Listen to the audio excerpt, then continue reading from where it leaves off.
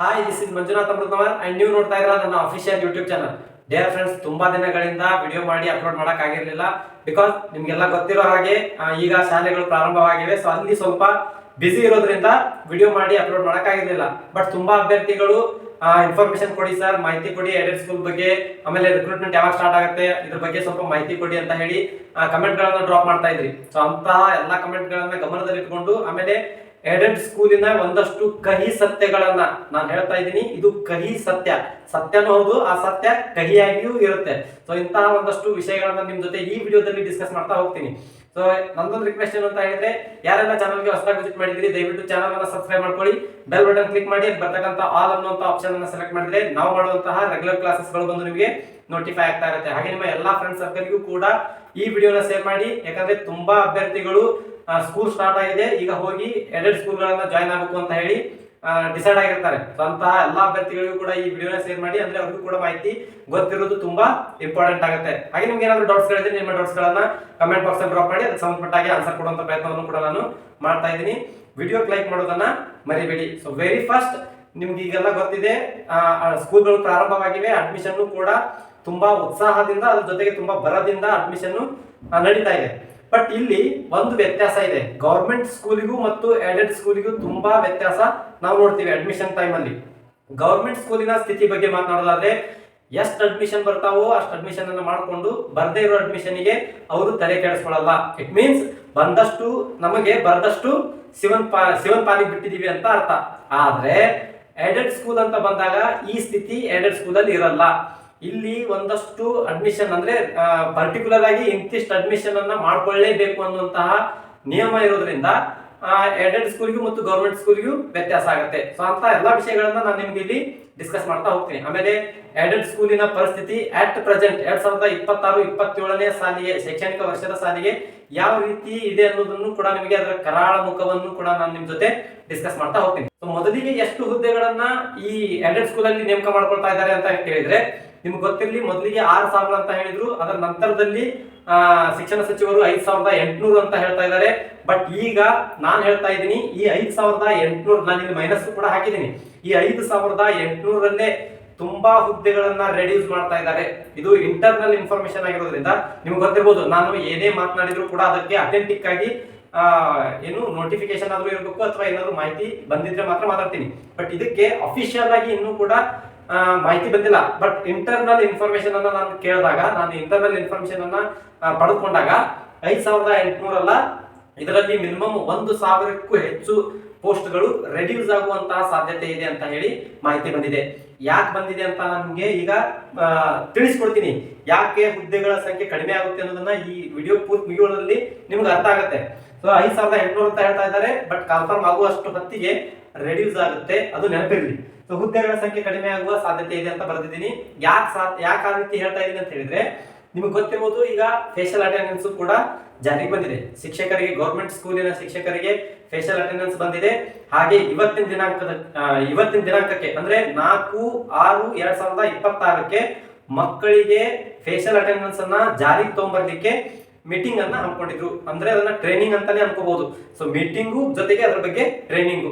So ಹಿಂಗೆಲ್ಲ ನಡೀತಾ ಇದೆ ಅಂತ ಹೇಳಿದ್ರೆ, ಮಕ್ಕಳಿಗೂ ಕೂಡ ಫೇಶಿಯಲ್ ಅಟೆಂಡೆನ್ಸ್ ಇದೇ ತಿಂಗಳಲ್ಲಿ ಬಂದೇ ಬರುತ್ತೆ. ಆಪ್ ಎಲ್ಲ ರೆಡಿ ಆಗಿದೆ, ಅದನ್ನ ಯಾವ ರೀತಿ ವರ್ಕ್ ಮಾಡಬೇಕು, ಯಾವ ರೀತಿ ಫೇಸ್ ಅನ್ನ ಕ್ಯಾಪ್ಚರ್ ಮಾಡಬೇಕು ಅನ್ನೋದ್ರ ಬಗ್ಗೆ ಇವತ್ತು ಮೀಟಿಂಗ್ ಅನ್ನ ಹಮ್ಮಿಕೊಂಡಿದ್ರು. ಸೊ ಇಷ್ಟೆಲ್ಲವೂ ಆಗ್ತಾ ಇದೆ ಅಂತ ಹೇಳಿದ್ರೆ, ಇದು ಏಡೆಡ್ ಸ್ಕೂಲಿಗೂ ಬರುತ್ತೆ. ತುಂಬಾ ಅಭ್ಯರ್ಥಿಗಳು ಈಗ ಬಂದ್ಬಿಡ್ತಾರೆ, ಸರ್ ಅದು ಗೌರ್ಮೆಂಟ್ ಸ್ಕೂಲಿಗೆ ಮಾತ್ರ ಬಂದಿದೆ, ಏಡೆಡ್ ಸ್ಕೂಲಿಗೆ ಇನ್ನೂ ಬಂದಿಲ್ಲ ಅಂತ ಹೇಳಿ. ತಪ್ಪು ಕಲ್ಪನೆಯನ್ನ ಇಟ್ಕೋಬೇಡಿ. ಇದು ಟ್ರಯಲ್ ಅಂಡ್ ಎರರ್. ಈಗ ಗೌರ್ಮೆಂಟ್ ಸ್ಕೂಲಿಗೆ ಕೊಟ್ಟಿರುವಂತದ್ದು ಟ್ರಯಲ್ ಅಂಡ್ ಎರರ್. ಇಲ್ಲಿ ಎಲ್ಲಾ ದೋಷಗಳನ್ನ ಲಿಸ್ಟ್ ಔಟ್ ಮಾಡಿಕೊಂಡು ಆಪ್ ಅಲ್ಲಿ ಏನೇನು ಇನ್ನು ಸುಧಾರಣೆಗಳನ್ನ ಮಾಡಬೇಕು ಅದೆಲ್ಲ ಸುಧಾರಣೆಗಳನ್ನ ಮಾಡಿ ಡೈರೆಕ್ಟ್ ಆಗಿ ಏಡೆಡ್ ಸ್ಕೂಲಿನ ಶಿಕ್ಷಕರಿಗೂ ಕೂಡ ಫೇಶಿಯಲ್ ಅಟೆಂಡೆನ್ಸ್ ಅನ್ನ ಕೊಡ್ತಾರೆ. ಅದ್ರ ಜೊತೆಗೆ ಫಸ್ಟ್ ಗೆ ಮಕ್ಕಳ ಫೇಶಿಯಲ್ ಅಟೆಂಡೆನ್ಸ್ ಅನ್ನ ಗೌರ್ಮೆಂಟ್ ಸ್ಕೂಲಿಗೆ ಜಾರಿ ಮಾಡ್ತಾರೆ. ಅಲ್ಲಿರ್ತಕ್ಕಂತಹ ನ್ಯೂನ್ಯತೆಗಳನ್ನ ಪಟ್ಟಿ ಮಾಡ್ಕೊಂಡು, ಅದು ಟ್ರಯಲ್ ಅಂಡ್ ಎರರ್ ಅಂತಾನೆ ಬಿಡ್ತಾರೆ ಮೊದಲಿಗೆ. ಸೊ ನ್ಯೂನ್ಯತೆಗಳನ್ನ ಪಟ್ಟಿ ಮಾಡ್ಕೊಂಡು ಆಮೇಲೆ ಏಡೆಡ್ ಸ್ಕೂಲ್ಗಳಿಗೆ ಏನ್ ಮಾಡ್ತಾರೆ, ಇಂಪ್ಲಿಮೆಂಟ್ ಮಾಡ್ತಾರೆ. ಸೊ ಹಿಂಗ್ ಮಾಡಿದ್ರು ಅಂತ ಹೇಳಿದ್ರೆ, ನಾನು ಅದಕ್ಕೆ ಹೇಳಿದ್ದೆ ಏನಂತ, 5,800 ಹುದ್ದೆಗಳಲ್ಲಿ 1,000ಕ್ಕೂ ಹೆಚ್ಚು ಹುದ್ದೆಗಳನ್ನ ರೆಡ್ಯೂಸ್ ಮಾಡ್ತಾ ಇದ್ದಾರೆ ಅಂತ ಹೇಳಿದ್ನಲ್ವಾ, ಅದಕ್ಕೆ ಹಿಂಗ್ ಮಾಡಿದ್ರು. ಅಟೆಂಡೆನ್ಸ್, ಫೇಶಿಯಲ್ ಅಟೆಂಡೆನ್ಸ್ ಮಾಡಿದ್ರು ಅಂತ ಹೇಳಿದ್ರೆ ಆಟೋಮೆಟಿಕ್ ಆಗಿ ಶಾಲೆಗಳು ಕ್ಲೋಸ್ ಆಗ್ತವೆ. ಇದನ್ನು ಹೊರತುಪಡಿಸಿ KPS ಸ್ಕೂಲ್ಗಳನ್ನು ಕೂಡ ಇಂಪ್ರೂವ್ಮೆಂಟ್ ಮಾಡ್ತಾ ಇದ್ದಾರೆ. ತುಂಬಾ ಏನು ಆ KPS ಸ್ಕೂಲ್ ಇರುವಂತಹ ಸುತ್ತಮುತ್ತಲಿರುವಂತಹ ತುಂಬಾ ಶಾಲೆಗಳನ್ನ ಅದಕ್ಕೆ ಮರ್ಜ್ ಮಾಡ್ತಾ ಇದ್ದಾರೆ. ಕರ್ನಾಟಕ ಪಬ್ಲಿಕ್ ಸ್ಕೂಲ್ಗಳಿಗೆ ಅದರ ಆಸ್ಪಾಸ್ ಇರ್ತಕ್ಕಂತಹ ಎಲ್ಲಾ ಸ್ಕೂಲ್ಗಳನ್ನ ಮರ್ಜ್ ಮಾಡುವಂತಹ ವ್ಯವಸ್ಥೆಯು ಕೂಡ ನಡೆದಿದೆ. ಹಾಗಾಗಿ ಎಲ್ಲಿ ಸ್ಟ್ರೆಂತ್ ಕಡಿಮೆ ಇರುತ್ತೋ ಅಂತಹ ಶಾಲೆಗಳನ್ನ KPSಗೆ ಮರ್ಜ್ ಮಾಡ್ತಾ ಇದ್ದಾರೆ. ಆಮೇಲೆ ಫೇಷಿಯಲ್ ಅಟೆಂಡೆನ್ಸ್ ಬಂದ್ರೆ ಎಷ್ಟೋ ಏಡೆಡ್ ಸ್ಕೂಲ್ಗಳು ಕೂಡ ಕ್ಲೋಸ್ ಆಗ್ತವೆ. ಇದ್ರ ಬಗ್ಗೆ ನಾನು ನಿಮ್ಗೆ ಇಲ್ಲಿ ಡೀಟೇಲ್ ಆಗಿ ಮಾತಾಡ್ತೀನಿ. ಏನು ಅನುದಾನಿತ ಶಾಲೆ ಅಂತ ಬಂದಾಗ ನಾನು ಫಸ್ಟ್ಗೆ ಒಂದು ಮಾತು ಹೇಳಿದೆ, ಗೌರ್ಮೆಂಟ್ ಸ್ಕೂಲಿಗೂ ಮತ್ತು ಅನುದಾನಿತ ಶಾಲೆಗಳಿಗೂ ಲಾಟ್ ಆಫ್ ಡಿಫರೆನ್ಸ್ ಇದೆ ಅಡ್ಮಿಷನ್ ಮಾಡಿಕೊಳ್ಳುವ ವಿಷಯದಲ್ಲಿ. ಗೌರ್ಮೆಂಟ್ ಸ್ಕೂಲ್ಗೆ ಬಂದಷ್ಟು ಬಂದ್ರೆ ಮುಗೀತು, ಬಟ್ ಏಡೆಡ್ ಸ್ಕೂಲ್ ಹಾಗಾಗಲ್ಲ.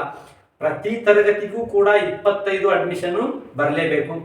ಇಷ್ಟು ದಿನ ಹೆಂಗ್ ನಡೀತಾ ಇತ್ತು, 25 ಸ್ಯಾಟ್ಸ್ ಅಲ್ಲಿ ತೋರಿಸಿದ್ರೆ ಇನಫ್, ಅವ್ರು ಬಂದಾಗ ಏನೋ ಒಂದು ಮಾಡ್ಕೊಂಡು ನಡೆದು ಹೋಗ್ತಾ ಇತ್ತು. ಬಟ್ ಈಗ ಫೇಷಿಯಲ್ ಅಟೆಂಡೆನ್ಸ್ ಬರ್ತಾ ಇರೋದ್ರಿಂದ 25 ವಿದ್ಯಾರ್ಥಿಗಳು ಪ್ರತಿ ತರಗತಿಯಲ್ಲೂ ಕೂಡ ಪ್ರೆಸೆಂಟ್ ಇರಲೇಬೇಕು. ನಾನು ಅದಕ್ಕೆ ಬರ್ದಿದ್ದೀನಿ, ದಾಖಲಾತಿ ಮತ್ತು ಹಾಜರಾತಿ ಇರಲೇಬೇಕು ಪ್ರತಿ ತರಗತಿಗೆ.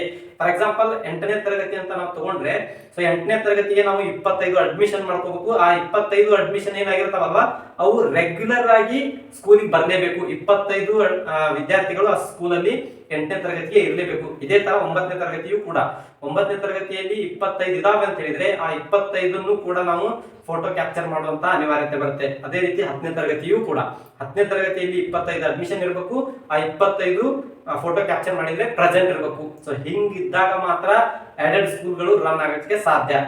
ಈಗ ನಿಮಗೆ ಕರಾಳ ಸತ್ಯವನ್ನ ಹೇಳ್ತೀನಿ. ಇದೇ ವರ್ಷ 2026-27ನೇ ಶೈಕ್ಷಣಿಕ ವರ್ಷಕ್ಕೆ ನನ್ನ ಕಣ್ಣೆದುರಿಗೆನೆ 3 ಸ್ಕೂಲ್ಗಳು ಅಡ್ಮಿಷನ್ ಮಾಡ್ಕೊಳ್ಳಕ್ ಆಗದೆ ಇರುವಂತಹ ಸ್ಥಿತಿಗೆ ಬಂದು ನಿಂತಿವೆ. 8th ಸ್ಟ್ಯಾಂಡರ್ಡ್ಗೆ 25 admission ಆಗ್ಲೇಬೇಕು. ಸೊ ಅಲ್ಲಿ ಅಂತ ನಾನು ಆ ಸ್ಕೂಲ್ಗಳ ಹೆಸರು ಹೇಳಕ್ಕೆ ಇಷ್ಟಪಡಲ್ಲ, ಬಟ್ ಆ ಸ್ಕೂಲ್ಗಳಲ್ಲಿ 4, 5, 8 ಈ ರೀತಿಯಾದಂತಹ ಅಡ್ಮಿಷನ್ಗಳು ಬಂದಿವೆ. ಸೊ ಈ ರೀತಿ ಏನಾದ್ರು ಆದ್ರೆ ಅವ್ರೇ ಮುಂದೆ ಫೇಷಿಯಲ್ ಅಟೆಂಡೆನ್ಸ್ ಬಂತು ಅಂತ ಹೇಳಿದ್ರೆ ಅಡ್ಮಿಷನ್ ಅನ್ನ ತೋರಿಸಲೇಬೇಕು, ಜೊತೆಗೆ ಫೇಸ್ ಅನ್ನು ಕೂಡ ತೋರಿಸಲೇಬೇಕು. ಹಾಗಾಗಿ ಅವ್ರು ಆಲ್ರೆಡಿ ಕಮಿಟ್ ಆಗಿಬಿಟ್ಟಿದ್ದಾರೆ. ಏನಂತ, ಈ 3 ಶಾಲೆಯವರು ಕಮಿಟ್ ಆಗಿದ್ದಾರೆ. ಹೆಚ್ಚು ಕಡಿಮೆ ಈ ವರ್ಷ ಸ್ಕೂಲ್ ಅನ್ನ ನಾವೇನ್ ಮಾಡ್ತಾ ಇದೀವಿ, ಕ್ಲೋಸ್ ಮಾಡ್ತಾ ಇದೀವಿ ಅಂತ ಹೇಳಿ. ಸೊ ನಾನು ಇದಕ್ಕೆ ರಿಕ್ವೆಸ್ಟ್ ಮಾಡ್ಕೊಳ್ತಾ ಇರೋದು, ಯಾವುದೇ ಅಭ್ಯರ್ಥಿ ಆಗಿರ್ಲಿ, ಯಾರದೇ ದುಡ್ಡು ಆಗಿರ್ಲಿ, ತುಂಬಾ ಇಂಪಾರ್ಟೆಂಟ್ ಆಗಿರುತ್ತೆ. ಬ್ಲೈಂಡ್ ಆಗಿ ಹೋಗಿ ಏಡೆಡ್ ಸ್ಕೂಲ್ ಅನ್ನ ಜಾಯ್ನ್ ಆಗ್ಬಿಡಿ. ಮೊದಲು ಅದರ ಪೂರ್ವಾಪರಗಳನ್ನ ವಿಚಾರ ಮಾಡಿ ಆಮೇಲೆ ಸ್ಕೂಲ್ ಅನ್ನ ಜಾಯ್ನ್ ಆಗಿ. ನನ್ನ ಚಾನಲ್ ಅನ್ನ ವೀಕ್ಷಣೆ ಮಾಡಿ ಅಥವಾ ನಾನು ಕಳಿಸಿರ್ತಕ್ಕಂಥ ಅಭ್ಯರ್ಥಿಗಳು ಕೂಡ ಹೋಗಿ ಜಾಯ್ನ್ ಆಗಿದ್ದಾರೆ. ಅಂತ ಅಭ್ಯರ್ಥಿಗಳಿಗೂ ನಾನು ಈಗಲೇ ಹೇಳ್ತಾ ಇದ್ದೀನಿ, 8th ಸ್ಟ್ಯಾಂಡರ್ಡ್ಗೆ ನೀವು ಏನಾದರೂ 25 ಅಡ್ಮಿಷನ್ ಅನ್ನ ಮಾಡ್ಕೊಳ್ತಿದ್ರೆ ನೀವು ಜಾಯ್ನ್ ಆಗಿರ್ತಕ್ಕಂತಹ ಸ್ಕೂಲ್ಗಳು ಕೂಡ ಕ್ಲೋಸ್ ಆಗುವಂತಹ ಸಾಧ್ಯತೆ ಇರುತ್ತೆ. ಅದು ನಿಮ್ಮ ಮ್ಯಾನೇಜ್ಮೆಂಟ್ ಮತ್ತೆ ನಿಮ್ಮ ಟೀಚಿಂಗ್ ಸ್ಟಾಫ್ ಆಮೇಲೆ ನಿಮ್ಮ ಎಬಿಲಿಟಿಯ ಮೇಲೆ ಡಿಪೆಂಡ್ ಆಗಿರುತ್ತೆ. ಅಡ್ಮಿಷನ್ ಅನ್ನ ತಗೊಂಡ್ ಬರೋದು ಮತ್ತು ರೆಗ್ಯುಲರ್ ಆಗಿ ಅವರನ್ನ ಆ ಸ್ಕೂಲಲ್ಲಿ ಹಿಡಿದಿಟ್ಟುಕೊಳ್ಳುವಂತಹ ಸಾಮರ್ಥ್ಯ ಈ ಮ್ಯಾನೇಜ್ಮೆಂಟ್, ಟೀಚಿಂಗ್ ಸ್ಟಾಫ್ ಆಮೇಲೆ ನೀವೇನ್ ಜಾಯ್ನ್ ಆಗಿರ್ತೀರಿ ನಿಮ್ಮ ಮೇಲೆ, ನಿಮ್ಮ ಕೆಪಾಸಿಟಿ ಮೇಲೆ ಡಿಪೆಂಡ್ ಆಗಿರುತ್ತೆ. ಅದಕ್ಕೆ ನಾನು ಹೇಳ್ತಾ ಇರೋದು, ಯಾವೆಲ್ಲ ಅಭ್ಯರ್ಥಿಗಳು ಹೊಸದಾಗಿ ಏಡೆಡ್ ಸ್ಕೂಲ್ ಅನ್ನ ಜಾಯ್ನ್ ಆಗ್ಬೇಕಂತಿದ್ರಿ, ಇಂತಹ ಎಲ್ಲಾ ಸೂಕ್ಷ್ಮವಾದಂತಹ ವಿಚಾರಗಳನ್ನ ಗಮನದಲ್ಲಿಟ್ಟುಕೊಂಡು ಜಾಯ್ನ್ ಆಗಿ. ನಾನು ಹೇಳಿದೆ 5800ರಲ್ಲಿ ಹುದ್ದೆಗಳು ರೆಡ್ಯೂಸ್ ಆಗ್ತಾ ಇದಾವೆ ಅಂತ ಹೇಳಿ. ಯಾಕಂತ ನಿಮ್ಗೆ ಗೊತ್ತಾಗಿರ್ಬೋದು, ಎಷ್ಟೋ ಸ್ಕೂಲ್ಗಳು ಅಡ್ಮಿಷನ್ ಆಗದೇನೆ ಕ್ಲೋಸ್ ಆಗ್ತಾ ಇದಾವೆ. ಸೊ ಕ್ಲೋಸ್ ಆಗ್ತಾ ಇದಾವೆ ಅಂತ ಹೇಳಿದ್ರೆ ಅಲ್ಲಿ ಹುದ್ದೆಗಳನ್ನ ತುಂಬಿಕೊಳ್ಳುವ ಮಾತೆ ಬರಲ್ಲ. ಸೊ ಮಾತೆ ಬರಲ್ಲ ಅಂತ ಹೇಳಿದ್ರೆ ಹುದ್ದೆಗಳ ರಿಕ್ರೂಟ್ಮೆಂಟ್ ಏನಾಗುತ್ತೆ, ಡೌನ್ ಆಗುತ್ತೆ. ಇದು ನಾನು ಕಂಡಂತೆ 3 ಸ್ಕೂಲ್ ಆಗಿತ್ತು. ಇನ್ನು ನಾನು ಕೇಳಿದಂತೆ ಮಾತನಾಡೋದಾದ್ರೆ ತುಂಬಾ ಸ್ಕೂಲ್ಗಳು ಇದೇ ವರ್ಷಕ್ಕೆ ನಾನು ಅಪ್ರಾಕ್ಸಿಮೇಟ್ಲಿ ಒಂದು ಹೇಳೋದಾದ್ರೆ ಒಂದು 50% ಏಡೆಡ್ ಸ್ಕೂಲ್ಗಳು ಕ್ಲೋಸ್ ಆಗೋ ಮಟ್ಟಕ್ಕೆ ಬಂದು ನಿಲ್ತವೆ. ಫೇಷಿಯಲ್ ಅಟೆಂಡೆನ್ಸ್ ಬಂತು ಅಂದ್ರೆ 100% ಹೇಳ್ತಾ ಇದ್ದೀನಿ ನಾನು, 50% ಏನು ಈಗ ಹೇಳಿದಿನಲ್ಲ ಅವಷ್ಟು ಕ್ಲೋಸ್ ಆಗೇ ಹೋಗ್ತವೆ. ಸೊ ಅದಕ್ಕೋಸ್ಕರನೇ 1 ಸಾರಿ ಬಿಟ್ಟು 10 ಸಾರಿ ನಿಮ್ಗೆ ರಿಕ್ವೆಸ್ಟ್ ಮಾಡ್ಕೊಳ್ತಾ ಇದ್ದೀನಿ. ಬಿಕಾಸ್ 1 ಸಾರಿ ನೀವೇನಾದ್ರು ಹಂಗೆ ಹೋಗಿ ಸಿಕ್ಕೊಂಡು ದುಡ್ಡು ಏನಾದ್ರು ಕೊಟ್ಟು ಸಿಕ್ಕಾಕೊಂಡ್ರೆ ಅದನ್ನ ವಾಪಸ್ ಪಡೆದುಕೊಳ್ಳೋದಿದೆ ಅಲ್ವಾ, ತುಂಬಾ ಕಷ್ಟ. ಸೊ ಇದಕ್ಕಿಂತ ಹೆಚ್ಚಿನ ಮಾಹಿತಿ ಏಡೆಡ್ ಸ್ಕೂಲ್ಗಳ ಬಗ್ಗೆ ಹೆಚ್ಚಿನ ಮಾಹಿತಿ ಬೇಕು ಅಂತ ಹೇಳಿದ್ರೆ ನೀವು ವರ್ಕ್ ಮಾಡ್ತಿರ್ತಕ್ಕಂಥ ಶಾಲೆಯ ಬಗ್ಗೆ ನಿಮ್ಗೆ ಏನಾದ್ರು ಕನ್ಫ್ಯೂಸ್ ಇದ್ರೆ, ರೋಸ್ಟರ್ ಬಿಂದುವಿನ ಬಗ್ಗೆ ಏನಾದ್ರು ಗೊಂದಲಗಳಿದ್ರೆ, ಆಮೇಲೆ ಅಡ್ಮಿಷನ್ ಮಾಡ್ಕೊಳ್ಳುವಂತಹ ಸಮಯದಲ್ಲಿ ಏನೆಲ್ಲ ಪ್ರೊಸೆಸ್ ಅನ್ನ ಫಾಲೋ ಮಾಡ್ಕೋಬೇಕು, ಆಮೇಲೆ ಎಂತಹ TCಗಳನ್ನ ನಾವು ಸ್ಯಾಟ್ಸ್ ಅಲ್ಲಿ ಇನ್ ಮಾಡ್ಕೋಬೇಕು, ಈ ಎಲ್ಲಾ ವಿಷಯಗಳನ್ನ ಕುರಿತು ಏನಾದ್ರು ಡೌಟ್ಸ್ ಗಳಿದ್ರೆ ನೀವು ನನ್ನ ನಂಬರ್ಗೆ ಕಾಲ್ ಮಾಡಿ ನೇರವಾಗಿ ನನ್ನ ಜೊತೆ ಮಾತನಾಡಬಹುದು. ನಿಮ್ಮ ಡೌಟ್ಸ್ ಗಳನ್ನ ಕ್ಲಾರಿಫೈ ಮಾಡ್ಕೋಬಹುದು. ಆಮೇಲೆ ಈಗಲೇ ಒಂದು ವಿಷಯ ತಿಳಿಸ್ತೀನಿ, ಅನೇಕ ಜನ ಕಮೆಂಟ್ ಗಳನ್ನ ಡ್ರಾಪ್ ಮಾಡ್ತೀರಿ, ನನಗೆ ಆ ಮಾಹಿತಿ ಕೊಡಿ, ಈ ಮಾಹಿತಿ ಕೊಡಿ ಅಂತ ಹೇಳಿ ಕಮೆಂಟ್ ಗಳನ್ನ ಡ್ರಾಪ್ ಮಾಡ್ತೀರಿ. ನಾನು ನಿಮಗೆ ಕಮೆಂಟ್ ಅಲ್ಲೇ ರಿಪ್ಲೈ ಮಾಡ್ಲಿಕ್ಕೆ ಹೋದ್ರೆ ಇಷ್ಟಿಷ್ಟು ಉದ್ದ ನಾನು ಆ ಮೆಸೇಜ್ ಅನ್ನ ಟೈಪ್ ಮಾಡ್ತಾ ಕೂರ್ಬೇಕಾಗತ್ತೆ. ಸೊ ಸಮಯದ ಅಭಾವ ನನಗೂ ಇರುತ್ತೆ, ನಿಮ್ಗೆ ಅದು ಅರ್ಥ ಆಗುತ್ತೆ ಅಂತ ನಾನು ಅನ್ಕೊಳ್ತೀನಿ. ಸೊ ಅದಕ್ಕೋಸ್ಕರ ನಾನು ಶಾರ್ಟ್ ಆಗಿ ಏನಾದ್ರು ಮಾಹಿತಿ ಕೊಡ್ತಿದ್ರೆ ಶಾರ್ಟ್ ಆಗಿ ತಿಳಿಸಿರ್ತೀನಿ. ಇಷ್ಟಿಷ್ಟು ಉದ್ದ ನನಗೆ ಟೈಪ್ ಮಾಡ್ತಾ ಕೂತ್ಕೊಳ್ಳಿಕ್ಕೆ ಸಮಯ ಇರುವುದಿಲ್ಲ. ಅದಕ್ಕೋಸ್ಕರನೇ ನೀವು ಡೈಮಂಡ್ ಅನ್ನುವಂತಹ ಆಪ್ಷನ್ ಅನ್ನ ಲೆವೆಲ್ 3 ಜಾಯಿನ್ ಆಗುವಂತಹ ಸಂದರ್ಭದಲ್ಲಿ 3ನೇ ಲೆವೆಲ್ ಡೈಮಂಡ್ ಅಂತ ಇರುತ್ತೆ. ಸೊ ಅಂತಹ ಆ 3ನೇ ಲೆವೆಲ್ ಅನ್ನ ಅಥವಾ ಡೈಮಂಡ್ ಆಪ್ಷನ್ ಅನ್ನ ನೀವು ಜಾಯಿನ್ ಆದ್ರಿ ಅಂತ ಹೇಳಿದ್ರೆ ಮೆಂಬರ್ಸ್ ಓನ್ಲಿ ಅನ್ನುವಂತಹ ವಿಡಿಯೋ ಒಂದು ಡಿಸ್ಪ್ಲೇ ಆಗುತ್ತೆ. ಸೊ ಆ ವಿಡಿಯೋದಲ್ಲಿ ನನ್ನ ಕಾಂಟ್ಯಾಕ್ಟ್ ನಂಬರ್ ಇರುತ್ತೆ. ನೀವು ಆ ಕಾಂಟ್ಯಾಕ್ಟ್ ನಂಬರ್ ಅನ್ನ ಪಡೆದುಕೊಂಡು ಡೈರೆಕ್ಟ್ ಆಗಿ ಕಾಲ್ ಮಾಡಿ ಮಾತನಾಡಬಹುದು. ಸೊ ಮೆಸೇಜ್ ಟೈಪ್ ಮಾಡ್ತಾ ಕುಂದ್ರೋದಕ್ಕಿಂತ ನೇರವಾಗಿ ಮಾತನಾಡ್ಬಿಟ್ರೆ ಇಮಿಡಿಯೇಟ್ ಆಗಿ ನಿಮಗೆ ಮಾಹಿತಿ ಕಡಿಮೆ ಆಗುತ್ತೆ. ಆಮೇಲೆ ಮೆಸೇಜ್ ಅಲ್ಲಿ ನೀವೊಂದು ಕೇಳೋದು ನಾವೊಂದು ಹೇಳೋದು ಈ ರೀತಿಯಾದಂತಹ ಮಿಸ್ಅಂಡರ್ಸ್ಟ್ಯಾಂಡಿಂಗ್ ಆಗುವಂತಹ ಸಾಧ್ಯತೆಯೂ ಕೂಡ ಇರೋದ್ರಿಂದ ಚಾನಲ್ ಅನ್ನ ಜಾಯಿನ್ ಮಾಡ್ಕೊಳ್ಳಿ. ಆಮೇಲೆ ಜಾಯಿನ್ ಅಂತ ಹೇಳಿದ ತಕ್ಷಣ ನೀವು ಅಲ್ಲಿ 3 ಆಪ್ಷನ್ ಇದೆ ಅಂತ ನಾನು ಈಗಲೇ ಹೇಳ್ತಾ ಇದ್ದೀನಿ. ಒಂದು ಸಿಲ್ವರ್ ಇದೆ, ಒಂದು ಗೋಲ್ಡ್ ಇದೆ, ಇನ್ನೊಂದು ಡೈಮಂಡ್ ಇದೆ. ತುಂಬಾ ಅಭ್ಯರ್ಥಿಗಳು ಸಿಲ್ವರ್ ಗೋಲ್ಡ್ ಗೆ ಏನ್ ಮಾಡ್ತಾ ಇದ್ರಿ, ಜಾಯಿನ್ ಆಗ್ತಾ ಇದ್ರಿ. ಅದು ಜಾಯಿನ್ ಆದ್ರೆ ನಿಮಗೆ ಮೆಂಬರ್ಸ್ ಓನ್ಲಿ ಅನ್ನುವಂತ ವಿಡಿಯೋ ಡಿಸ್ಪ್ಲೇ ಆಗಲ್ಲ. ನೀವು ಎದನ್ನ ಜಾಯಿನ್ ಆಗಬೇಕು, ಡೈಮಂಡ್ ಅನ್ನುವಂತಹ 3ನೇ ಆಪ್ಷನ್ ಇರುತ್ತಲ್ವಾ, ಆ ಆಪ್ಷನ್ ಅನ್ನ ಜಾಯಿನ್ ಆದ್ರೆ ಅಲ್ಲಿ ಮೆಂಬರ್ಸ್ ಓನ್ಲಿ ಅನ್ನುವಂತ ವಿಡಿಯೋ ಡಿಸ್ಪ್ಲೇ ಆಗುತ್ತೆ. ಅದರಲ್ಲಿ ನನ್ನ ಕಾಂಟ್ಯಾಕ್ಟ್ ನಂಬರ್ ಸಿಗುತ್ತೆ, ನೀವು ನೇರವಾಗಿ ಕಾಲ್ ಮಾಡಿ ಮಾತನಾಡಬಹುದು. ಬಟ್ ಕೈಂಡ್ಲಿ ನನ್ನ ರಿಕ್ವೆಸ್ಟ್ ಏನು ಅಂತ ಹೇಳಿದ್ರೆ, ಅನಾವಶ್ಯಕವಾಗಿ ಕಮೆಂಟ್ ಗಳನ್ನ ಡ್ರಾಪ್ ಮಾಡಬೇಡಿ. ಈ ಬಿಸ್ನೆಸ್ ಮಾಡ್ತಾ ಇದಾರೆ, ಹಂಗ್ ಮಾಡ್ತಾ ಇದಾರೆ, ಹಿಂಗ್ ಮಾಡ್ತಾ ಇದಾರೆ ಅಂತ ಹೇಳಿ.